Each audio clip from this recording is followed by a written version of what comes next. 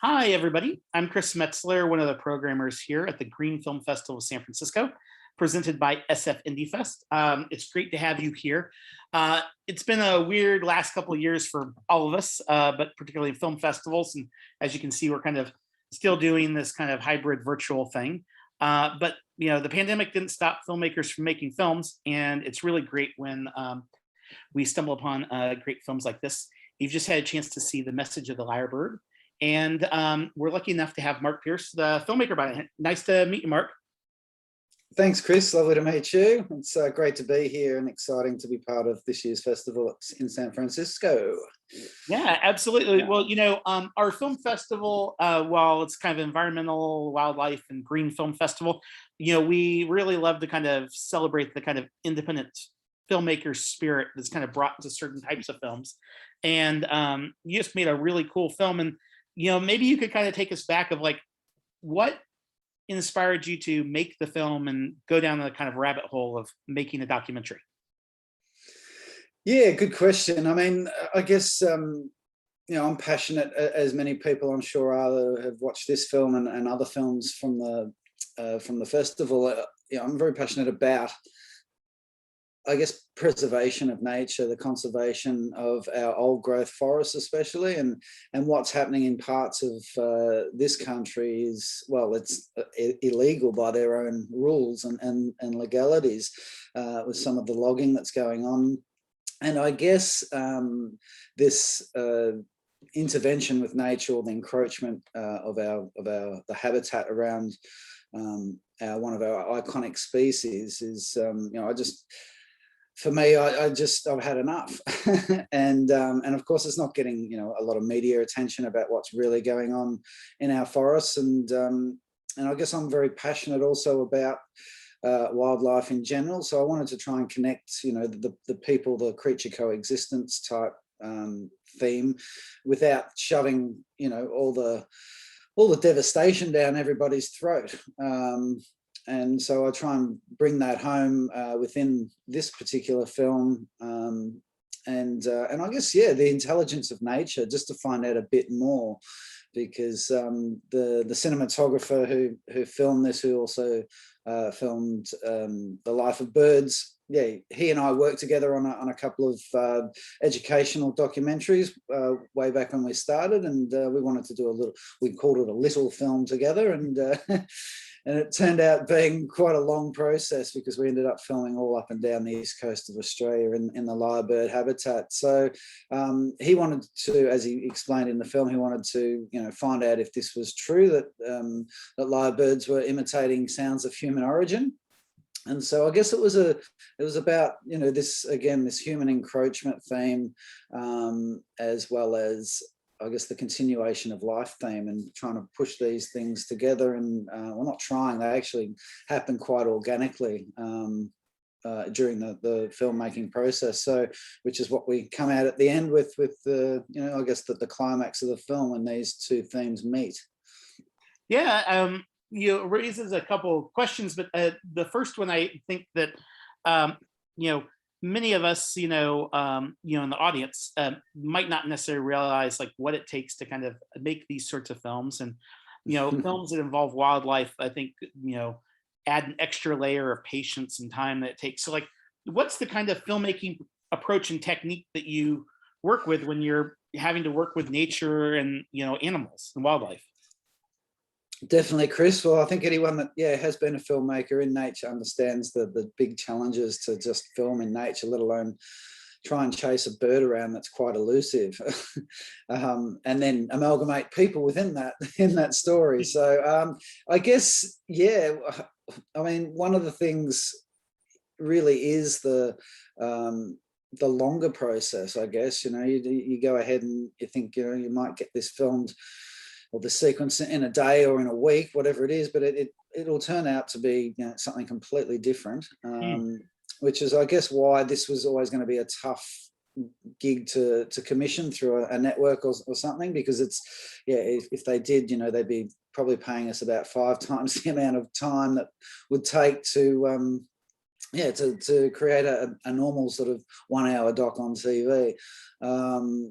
So yeah, I think the biggest challenge definitely the environment itself, the weather. I mean, it's freezing cold. You're getting Hmm. up, in the middle of 4:30 in the morning, so everything's dark, and especially as you saw in some of the sequences with the people doing the surveys with the Lyrebird, you're meeting people that you don't know, you can't see, you're breathing lots of fog, you're cold, so you've got all these elements around you which are quite foreign in terms of trying to film something and look through the eyepiece to get the shot. It's very difficult. So it took many times. We went out for 3 times for those surveys to capture what we did, to get the people's involvement and their understanding of the lyrebird and the habitat and the good deeds that they're doing.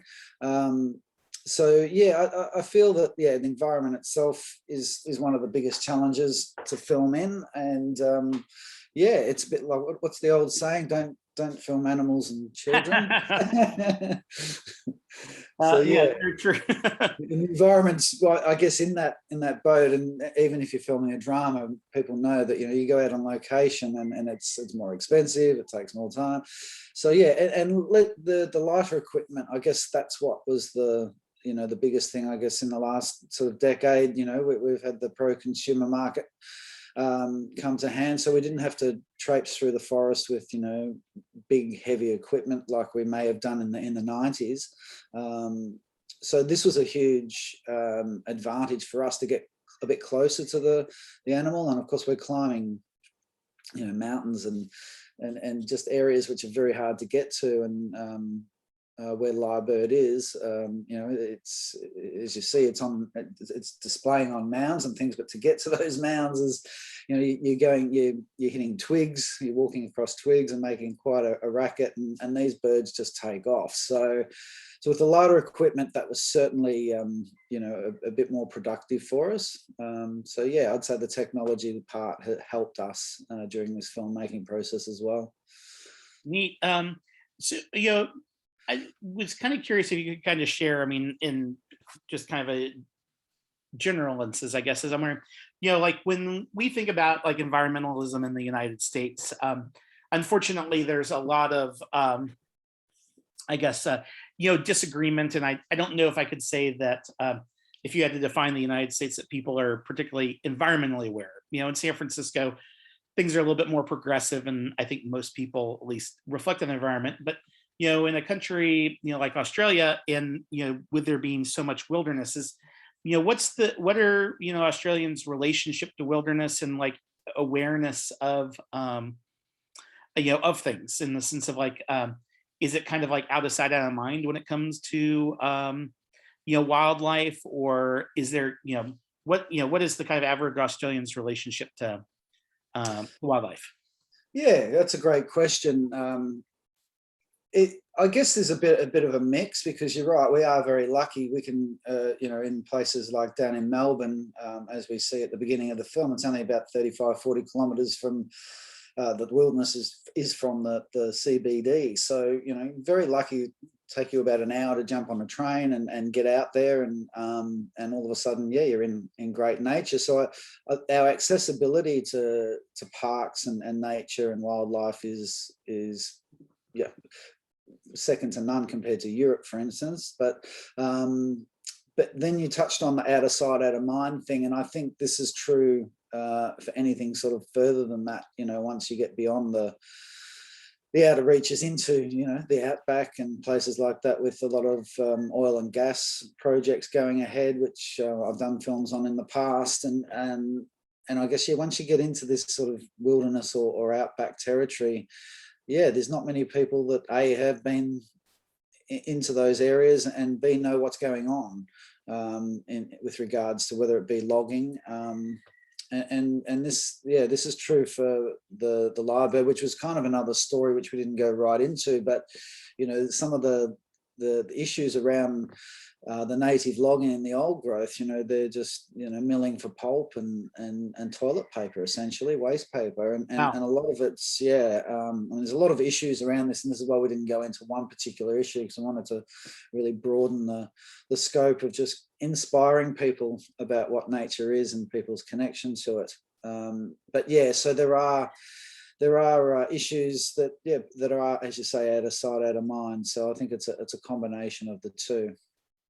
Cool. I think the thing that's really, love about the film, outside of just like learning about something that I just was totally unaware of, and loved the kind of cinematic approach that you took, is that it does kind of make you reflect on just kind of the inherent beauty out there, in the way, in nature, and the way that it works, and to recognize that that even when there are these safeguards that are out there, it doesn't mean, you can't just kind of assume that everything's going to be hunky-dory.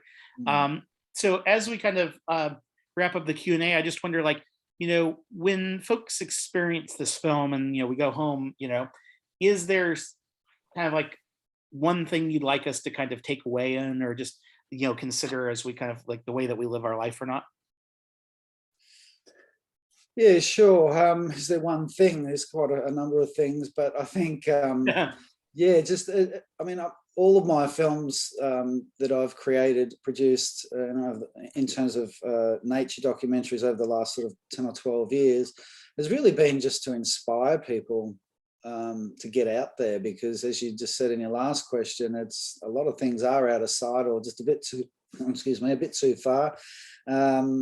Yeah, so I think it's about inspiring people, and it's, I guess, starting that conversation about the beauty of it, and the intelligence, the deep intelligence that we go into with this bird, to just understand that they're doing a bit more than just eating grubs and and turning over the soil. So I feel that, yeah, that just that idea of, hopefully this film can inspire someone that perhaps hasn't been out to their local national park for a few years, and just get back in touch with where we came from, because it wasn't too long ago where we were all living within these territories. So we're trapped in our houses for as much as they're comfortable and everything. We probably just not experienced the real human experience. So I think, yeah, and this was a big part of the film too, was this people's connection to nature, and that's one of the biggest themes right throughout all my work, is to try and connect people. I just don't want to make I guess your classic sort of nature doc. I mean, there's great value to those films, and they got their place, but I really wanted to take another slant on things, and try and connect people into the mysteriousness of what's before us, which is this great wildlife out there, especially here in Australia. Right, so I think I speak for all of us in the audience, that we just really appreciate that filmmakers like you are willing to kind of take that leap of faith and make films like this. What's a good way for folks to kind of either follow the film or your filmmaking efforts, or just kind of even spread the word about the film? Sure, absolutely. I'd love you to spread the word about the film, especially in the States. It's doing pretty well. You can go to themessageofthelyrebird.com, where that's the film's website, and have a look over there. There's also a book that we created around the film, which is a companion guide to it. So it might cost a little bit more in postage to get over to the United States, but we certainly created a 180-page photographic odyssey. We just had so many great photos that we thought, that this is a way to keep the film and the message going beyond the film. So, and I guess Balangara Films, you might be able to bring that up on the bottom of the screen. It's a difficult one to spell, but Balangara is an Indigenous word meaning lyrebird. So we started the production company meaning Lyrebird Films. So, yeah, you can jump on there and you can have a look at some of the other films. Some of them are still doing the festival circuit, so you might only be able to see the trailers. But yeah, we've done about 30 films now over the last sort of 10 years.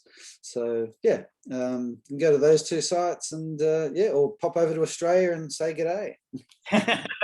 Cool. Well, thanks for making this wonderful film, Mark. Yeah. Folks, make sure you kind of go on social media and let people know you just saw this great film, The Message of the Lyrebird. And obviously, Mark, keep us posted about the next films you make, and I look forward to hopefully screening them in San Francisco.